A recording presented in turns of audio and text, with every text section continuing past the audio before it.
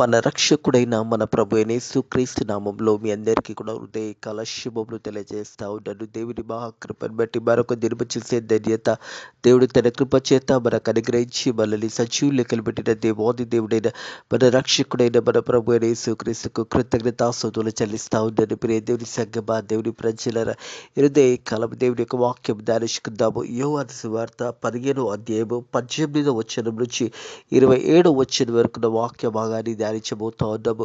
యోహాను సువార్త 15వ అధ్యాయము 18వ వచనం నుంచి 27వ వచనం వరకున్న వాక్య భాగాన్ని హృదయకాలం ధ్యానించబోతా ఉన్నాము. ప్రియ దేవుని సంగమా, దేవుని ప్రజలరా, దేవుని వాక్యానుసారంగా, దేవుని చిత్తానుసారంగా, దేవుని ఆజ్ఞల ప్రకారం జీవిస్తున్నప్పుడు చాలా శ్రమలు, కష్టాలు మనకు కూడా వస్తాయి.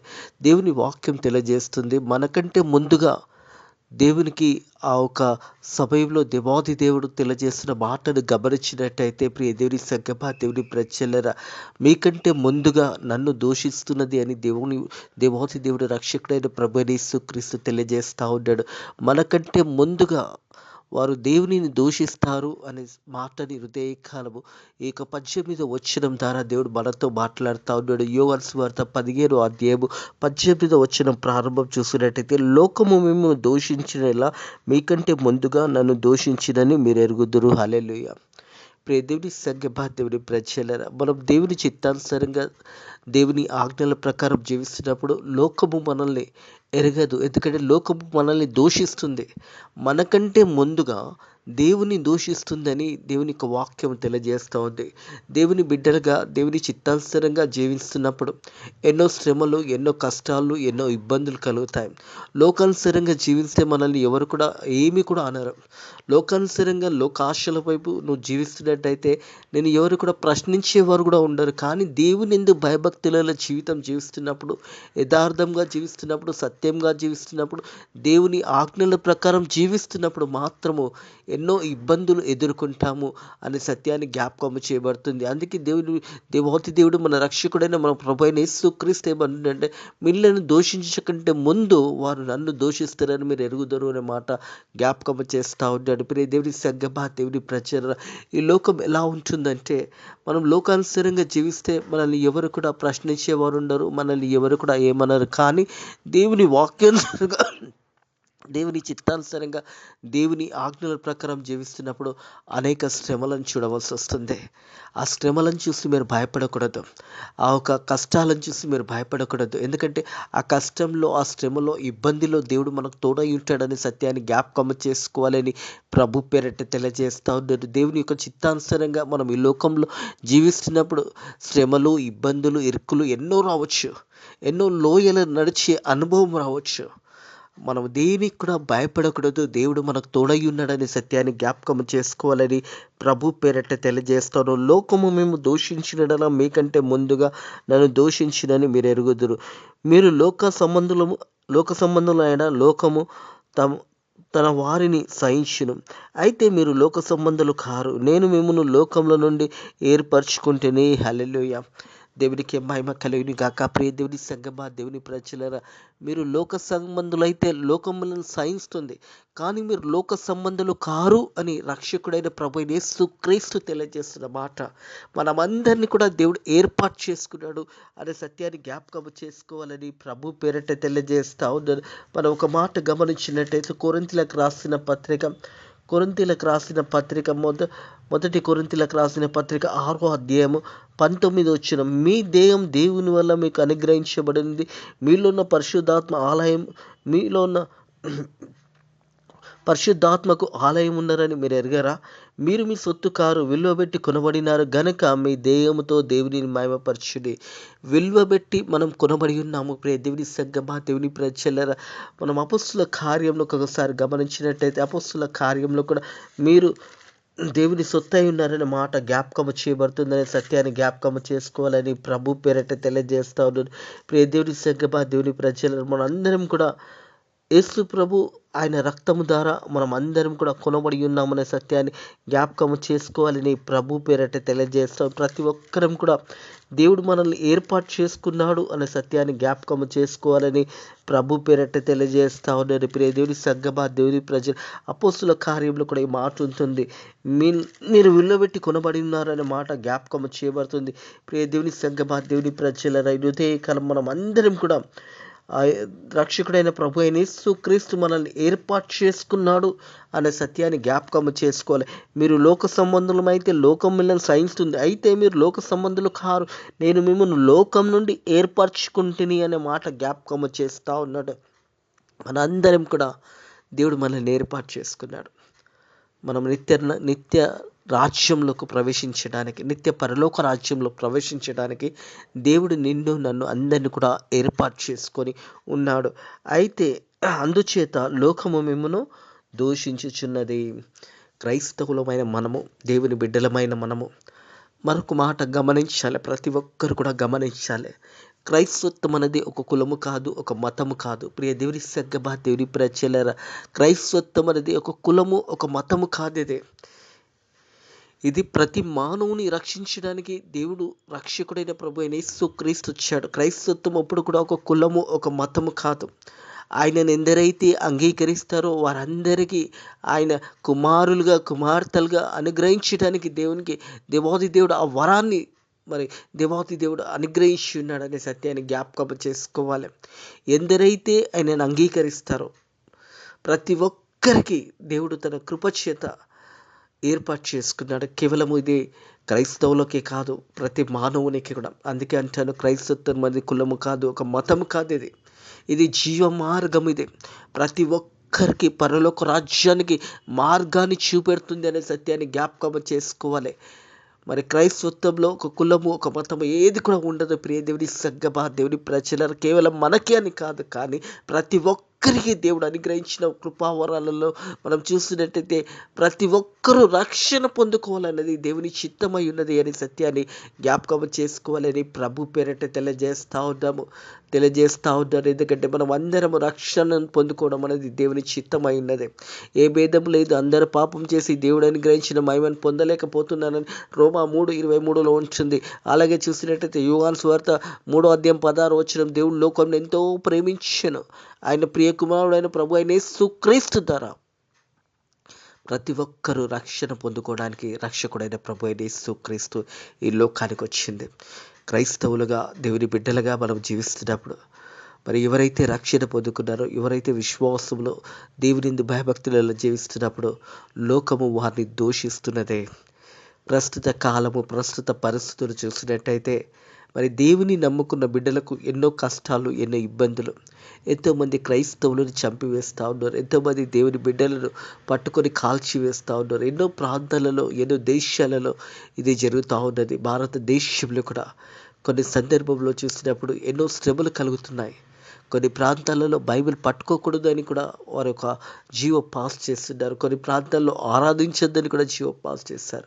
ప్రియ దేవుని సంగమా, దేవుని ప్రజలారా, దేవుని వాక్యం తెలియజేస్తుంది ప్రతి ఒక్కరికి దేవుని వాక్యం అనేది అందబడాలన్నది, సర్వలోకానికి, సర్వ సృష్టికి సువార్త ప్రకటించాలన్నది దేవుని యొక్క వాక్యం ఒక ఉద్దేశం ఉన్నదనే సత్యాన్ని జ్ఞాపకం చేసుకోవాలి. అయితే మనం దేవుని భయభక్తులు కలిగి దేవుని చిత్తానుసారంగా జీవిస్తున్నప్పుడు లోకము మనల్ని, అందుచేతనే లోకము మిమ్మును దూషించుచున్నది. అందుచేతనే లోకము మిమ్మల్ని దూషించుచున్నదే. భయపడకూడదు. ఎవరం కూడా ఇలాంటి సంఘటనలన్నీ కూడా ఎదురవుతాయని దేవుడు తెలియజేశాడు. మనం క్రైస్తవులుగా, దేవుని బిడ్డలుగా జీవిస్తున్నప్పుడు లోకము మనల్ని దూషిస్తున్నది. అయినా కానీ భయపడకు. దేవుడు నీకు తోడై ఉన్నాడు, నీ పక్షాన నిలబడి ఉన్నాడు. నీకు దేవుడు సహాయం చేసి దేవాది దేవుడు మన పక్షాన ఉన్నాడనే సత్యాన్ని జ్ఞాపకం చేసుకోవాలి. దాసుడు తన యజమాను కంటే గొప్పవాడు కాడని నేను మీతో చెప్పిన మాట జ్ఞాపకం చేసుకునండి. లోకులు నన్ను హింసించిన మిమ్మును కూడా హింసించుదురు. ప్రియ దేవుని సంగమా, దేవుని ప్రజలారా, ఆనాడు రక్షకుడైన మన ప్రభు అయిన యేసుక్రీస్తుని ప్రజలందరూ కూడా దూషించారు. ప్రజలందరూ కూడా సిలువ వేయాలని కేకలు వేశారు. ఆ కేకలు గెలిచాయి. ప్రియ దేవుని సంగమా, దేవుని ప్రజలారా, దేవుడు రక్షకుడైన ప్రభువైన యేసుక్రీస్తు ఈ లోకానికి రావడానికి ముఖ్య ఉద్దేశం ఏంటంటే మనందరి కొరకు చనిపోవడానికి యేసు ప్రభు ఈ లోకానికి వచ్చాడు. కానీ ప్రజలు కూడా ఆ సమయంలో యేసు ప్రభుని దూషించారు. యేసు ప్రభు జీవించిన కాలంలో 33.5 సంవత్సరంలో సొంత వారే యేసు ప్రభుని దూషించారు. అలాగే ప్రజలందరూ కూడా దూషించారు. ప్రజలందరూ కూడా యేసు ప్రభు మాకొద్దు, బరబ్బా మాకు కావాలని కేకలు వేశారు. ప్రియ దేవుని సంగమా, దేవుని ప్రజల యేసు ప్రభు జీవించిన కాలంలోనే మరి ప్రజలు యేసు ప్రభుని దూషించున్నారనే సత్యాన్ని జ్ఞాపకం చేసుకోవాలి. మనం కూడా రక్షణలో ఉన్నప్పుడు, దేవుని యొక్క సన్నిధిలో మనం జీవిస్తున్నప్పుడు మనకు కూడా శ్రమలు వస్తాయి, కష్టాలు వస్తాయి, ఇబ్బందులు వస్తాయి, ఎన్నో వస్తాయి. అన్నిటినీ ఎదుర్కొని ముందుకు సాగిపోవడమే దేవుని బిడ్డలుగా దేవుడు మనకిచ్చిన బలం. అదే దేవుడు మనల్ని ధైర్యపరుస్తాడు, ముందుకు నడిపిస్తాడని సత్యాన్ని జ్ఞాపకం చేసుకోవాలి. దాసుడు తన యజమాను కంటే గొప్పవాడు కాడని నేను మీతో చెప్పిన మాట జ్ఞాపకం చేసుకునండి. లోకము నన్ను హింసించిన యెడల మిమ్మును కూడా హింసించుతుంది. ప్రస్తుత కాలము ఎంతోమంది క్రైస్తవులను హింసిస్తూ ఉన్నారు. ఎంతోమంది క్రైస్తవులను బాధపడుతూ ఉన్నారు. ఎంతోమంది మరి క్రైస్తవులని పట్టుకొని బాగా కొడుతూ హింసిస్తూ, అలాగే కొంతమందిని కూడా చంపివేస్తూ ఉన్నారు. ఇవన్నీ కూడా మనం చూస్తూ ఉన్నాము. ఇవన్నీ కూడా జరుగుతాయని దేవుని వాక్యం తెలియజేస్తుంది. ప్రియ దేవుని సంగమా, దేవుని ప్రజలరా, దేవునిని దూషించేవారు మిమ్మల్ని కూడా దూషిస్తారు. నన్ను హింసించేవారు మిమ్మల్ని కూడా హింసిస్తారని దేవుడు ఆల్రెడీ మనకు తెలియజేశాడు ఈ మాటలన్నీ కూడా. కాబట్టి మనం దేని కొరకు కూడా భయపడకూడదు, ముందుకు సాగిపోదాము. దేవుని కృపలో, దేవుని యొక్క ఆశీర్వాదం చేత ఒకవేళ మనం కూడా మరణించవలసి వస్తే దేవుని కొరకు మరణిస్తాము, వాక్యానుసారంగా జీవిస్తాము, వాక్యాన్ని హత్తుకొని ముందుకు సాగిపోదామనే సత్యాన్ని జ్ఞాపకం చేసుకోవాలని ప్రభు పేరట్ట తెలియజేస్తూ ఉన్నాను. అయితే వారు నన్ను పంపిన వానిని ఎరగక గనుక నా నామమును నిత్యము వీటినన్నిటినీ మీకు చేయుదురు. ప్రియ దేవుని సంగమా, దేవుని ప్రజలరా, ఇవన్నీ కూడా మీకు వస్తాయి. హింస వస్తుంది, బాధ వస్తుంది, దుఃఖం వస్తుంది. ఇవన్నీ కూడా రక్షకుడైన ప్రభువైన యేసుక్రీస్తు కూడా అనుభవించున్నాడు. మనం కూడా దేవుని బిడ్డలుగా జీవిస్తున్నప్పుడు, రక్షణలో నడుస్తున్నప్పుడు ఇవన్నీ కూడా మనకు ఎదురవుతాయి. ఇవన్నీ కూడా ఎదురవుతాయని ఆల్రెడీ దేవుడు వాక్యము ద్వారా మన అందరికీ ముందుగానే తెలియజేశాడు. ప్రియ దేవుని సంగమా, దేవుని ప్రజలరా, మన అందరం కూడా ఇలాంటి అనుభవంలోకి రావాల్సిందే. ఎందుకంటే లోకము మిమ్మల్ని దూషిస్తుంది అని దేవుని వాక్యం తెలియజేస్తుంది. నన్ను దూషించినప్పుడు మిమ్మల్ని కూడా దూషిస్తారు, నన్ను హింసించినప్పుడు మిమ్మల్ని కూడా హింసిస్తారు, నన్ను బాధ పెట్టారు కాబట్టి మిమ్మల్ని కూడా బాధ పెడతారని రక్షకుడైన ప్రభువైన యేసుక్రీస్తు ఈ మాటలన్నీ కూడా జీవగ్రంథంలో రాసించాడు. ప్రియ దేవుని సంగమా, దేవుని ప్రజలరా, ఇది కొత్తగా జరిగేదేమి కాదు. ఇవన్నీ కూడా జరుగుతాయి. ఇలాంటి పరిస్థితులు మీకు ఎదురవుతాయని వాక్యము ద్వారా దేవుడు మనతో మాట్లాడుతున్నాడని సత్యాన్ని జ్ఞాపకం చేసుకోవాలని ప్రభు పేరట తెలియజేస్తున్నాను. అయితే వారు నన్ను పంపిన వారిని ఎరగక, మరి ప్రభు అయిన యేసుక్రీస్తు ఈ లోకానికి వచ్చి ఉన్నాడు, దేవుడు పంపించి ఉన్నాడని సత్యాన్ని వారు ఎరగక దేవుని కూడా బాధ పెట్టారు. మనం కూడా దేవుని బిడ్డలుగా జీవిస్తున్నప్పుడు బాధ, శ్రమ అనుభవించవలసిందే. ఇవన్నీ కూడా మనకు ఆల్రెడీ వస్తాయని ఈ జీవ గ్రంథంలో రాసి ఉన్నాయనే సత్యాన్ని జ్ఞాపకం చేసుకోవాలి. నన్ను దూషించేవారు నా తండ్రిని కూడా దూషించుచున్నారు. మరి నన్ను దూషించేవారు అంటే రక్షకుడైన ప్రభువైన యేసుక్రీస్తుని కూడా దూషించారు. నన్ను దూషించిన వారు నా తండ్రిని కూడా దూషిస్తారని వాక్యం తెలియజేస్తుంది. కాబట్టి మనం ఎంతటి వారము, మనల్ని కూడా దూషిస్తుంది, మనల్ని కూడా బాధ కలిగిస్తుంది, మనల్ని కూడా శ్రమ పెడతారు, మనల్ని కూడా ఇబ్బందులు పెడతారు. ఇలాంటి స్థితి అనేది మనకు వస్తుందని వాక్యం తెలియజేస్తుంది. భయపడద్దు, అయినా కానీ దేవుడు మనకు తోడై ఉంటాడనే సత్యాన్ని జ్ఞాపకం చేసుకోవాలని ప్రభు పేరట తెలియజేస్తా ఉన్నాను.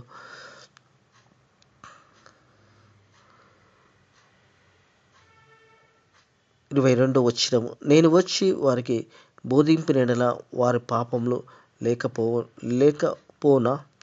ఇప్పుడైతే వారి పాపములకు విశిష్ట లేదు. ప్రియ దేవుని సంగమా, దేవుని ప్రజలరా, దేవుని వాక్యంని ఎందరైతే అంగీకరిస్తారో, వాక్యానుసారంగా ఎందరైతే జీవిస్తారో, వారు దేవుని బిడ్డలుగా ఈ లోకంలో జీవిస్తున్నప్పుడు దేవుని యొక్క వాక్యం తెలియజేస్తుంది, వారికి శ్రమలు, ఇబ్బందులు వస్తాయి.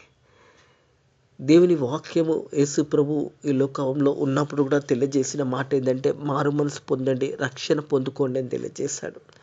ఈరోజు కూడా వాక్యం ఏం తెలియజేస్తుందంటే మీరు మారండి, మంచి జీవితాలు జీవించండి, పాపాన్ని వదిలేసేయండి, మారు మనసు పొందండి, రక్షణ పొందుకోండి అని దేవుని వాక్యము తెలియజేస్తుందనే సత్యాన్ని జ్ఞాపకము చేసుకోవాలని ప్రభు పేరట తెలియజేస్తా ఉన్నాను.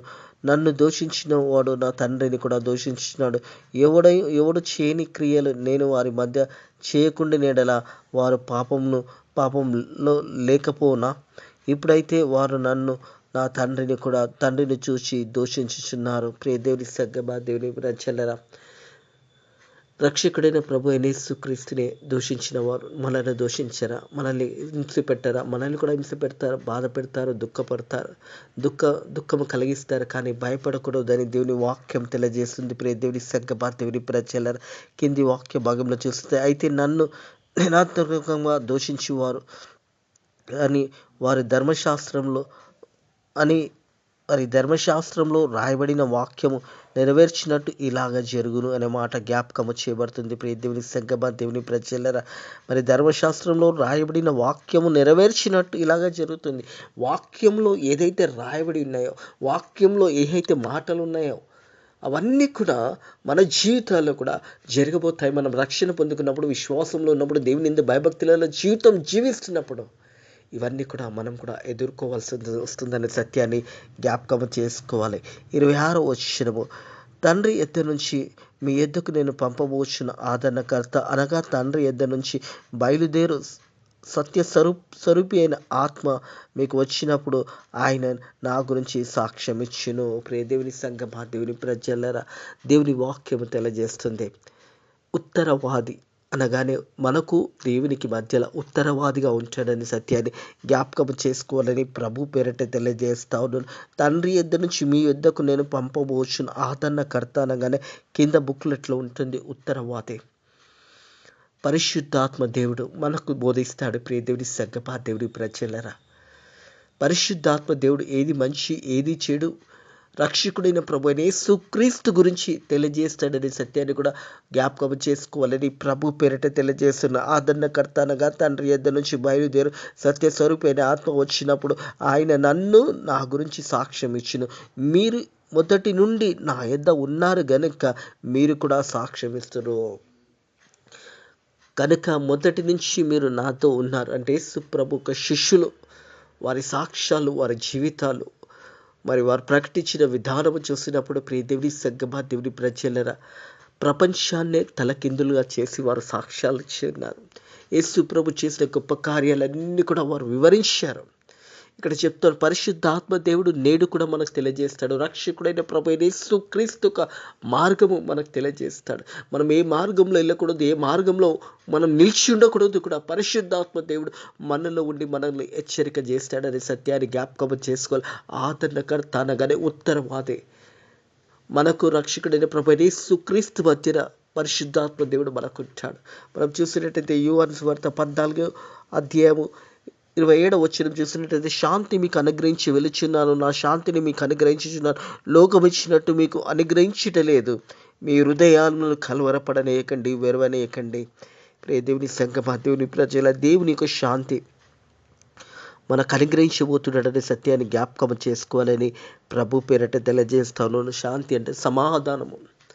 దేవుడు మనకు సమాధానాన్ని అనుగ్రహిస్తున్నాడనే సత్యాన్ని జ్ఞాపకం చేసుకోవాలని ప్రభు పేరట తెలియజేస్తాను. శాంతిని మీకు అనుగ్రహించి వెలుచున్నాను, నా శాంతి మీకు అనుగ్రహించుచున్నాను, లోకంలో ఉన్నట్టుగా నేను మీకు అనుగ్రహించటలేదు, కానీ మీ హృదయాలను కలవరవడనేయకండి, వెరవనేయకండి. ప్రియ దేవుని సంగమా, దేవుని ప్రజలరా, మనం భయపడవలసిన అవసరం లేదు. దేవుడు మనకు తోడై ఉంటాడని సత్యాన్ని జ్ఞాపకం చేసుకోవాలి. దేవుని యొక్క సమాధానము మనకు తోడై ఉంటుందని సత్యాన్ని జ్ఞాపకం చేసుకోవాలని ప్రభు పేరట తెలియజేస్తాను. దేవుని సమాధానం ఇప్పుడు ఎల్లప్పుడూ సదాకాలము మనకు తోడై ఉంటుందనే సత్యాన్ని జ్ఞాపకం చేసుకోవాలని ప్రభు పేరట తెలియజేస్తాను. ప్రియ దేవుని సంగమా, దేవుని ప్రజలు, మనం చూసినట్లయితే యోహాను సువార్త 14వ అధ్యాయం 25వ వచనం నుంచి, నేను మీ యొద్దకు ఉండుటకు నేను మీ యొద్ద ఉండగానే ఈ మాటలు మీతో చెప్తిని. ఆదరణకర్త అనగా తండ్రి నామమున పంపబోయే పరిశుద్ధ ఆత్మ దేవుని సంగమా, దేవుని ప్రజల ఆదరణకర్త అంటే ఉత్తరవాది, అలాగే పరిశుద్ధాత్మ అంటే కూడా ఉత్తరవాది అని సత్యాన్ని జ్ఞాపకం చేసుకోవాలని ప్రభు పేరట తెలియజేస్తా ఉన్నాను. పంపబో పరిశుద్ధాత్మ సమస్తము మీకు బోధించును, నేను మీతో చెప్పిన సంగతులన్నిటినీ మీకు జ్ఞాపకము చేయను. హల్లెలూయా. నేను మీతో చెప్పిన మాటలన్నీ కూడా మీకు జ్ఞాపకము చేయనని రక్షకుడైన ప్రభు యేసుక్రీస్తు ఆదరణకర్త, పరిశుద్ధాత్మ, శాంతి అంటే సమాధానము, ఆదరణకర్త అంటే ఉత్తరవాది, పరిశుద్ధాత్మ అనగానే మనకు దేవునికి మధ్య ఉన్న ఉత్తరవాది అనే సత్యాన్ని జ్ఞాపకం చేసుకోవాలని ప్రభు పేరిట తెలియజేస్తా ఉన్నాను. మీరు మీరు మొదటి నుండి నా యొద్ద ఉన్నారు గనుక మీరు కూడా సాక్ష్యం ఇస్తారు. హల్లెలూయా. ప్రియ దేవుని సంగమా, దేవుని ప్రజలారా, మనం అందరం కూడా ఒక సాక్ష్యం కావాలి. మన జీవితంలో ఒక సాక్ష్యంను కలిగి జీవించాలి. యేసు ప్రభు చేసిన గొప్ప కార్యాలను జ్ఞాపకం చేసుకొని వివరించడం నేర్చుకోవాలి. దేవుని మాటలు ఇతరులకు తెలియచేయాలి. మన ఆత్మీయ జీవితంలో కూడా ఒక సాక్ష్యం అనేది మనం పొందుకోవాలి. ప్రియ దేవుని సంగమా, దేవుని ప్రజల ప్రతి ఒక్కరం కూడా సాక్ష్యము కలిగి దేవుని చిత్తానుసారంగా జీవించాలనేది దేవుని వాక్యం తెలియజేస్తుంది. దేవుని నమ్ముకుంటే యేసే దగ్గరకు వస్తే శ్రమలు రావు, కష్టాలు రావని ఎక్కడ కూడా రాయబడలేదు. ఇంకా అధికమైన శ్రమలు వస్తాయి, అధికమైన కష్టాలు వస్తాయి, అధికమైన ఇబ్బందులు వస్తుంది, లోకము మిమ్మల్ని దూషిస్తుంది అని దేవుడు తెలియజేస్తూ ఉన్నాడు. కాబట్టి మనం యేసే దగ్గరకు వచ్చినప్పుడు ఆశీర్వాదాలే కాదు, కానీ శ్రమలు వస్తాయి, ఇబ్బందులు వస్తాయి, ఇరుకులు వస్తాయి, ఎన్నో సమస్యలు వస్తాయి. కానీ ఇవన్నిటిలో కూడా దేవుడు మనకు తోడై ఉంటాడని సత్యాన్ని జ్ఞాపకం చేసుకోవాలని ప్రభు పేరట తెలియజేస్తాను. ఇట్టి మాటలను దేవుడు దేకలము మీ హృదయాలలో, ఇట్టి మాటలను దేవుడు దీవించి ఆశీర్వదించి మిమ్మల్ని ధైర్యపరిచి ముందుకు నడిపించును గాక. భయపడకండి, దేవుని మీద ఆధారపడండి, దేవుని వాక్యాన్ని నమ్ముకొనండి. శ్రమలు వస్తాయి, కష్టాలు వస్తాయి, ఇబ్బందులు వస్తాయి, లోకం మిమ్మల్ని దూషిస్తుందని ఆల్రెడీ దేవుడు వాక్యం ద్వారా మనతో మాట్లాడాడు. ఇవన్నీ కూడా వస్తాయి, శ్రమలు వస్తాయి, ఇబ్బంది వస్తుంది, లోకం మిమ్మల్ని దూషిస్తుంది, మీకంటే ముందుగా నన్ను దూషిస్తుందని దేవుడు తెలియజేశాడు. కాబట్టి భయపడకడే, దేవుని వాక్యం తెలియజేస్తుంది.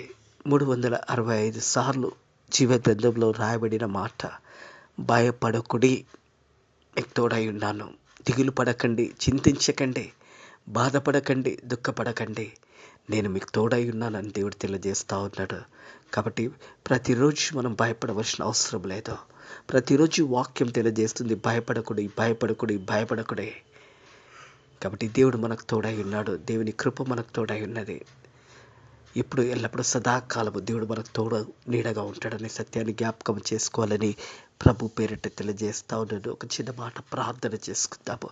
మీ జీవితాల్లో కూడా ప్రార్థన జీవితము, ప్రార్థన వాక్యము ప్రతిరోజు మీరు చదువుకొని, ప్రతిరోజు ప్రార్థన చేసుకొని, ప్రతిదినము దేవునికి కృతజ్ఞతాస్తుతులు చెల్లించండి.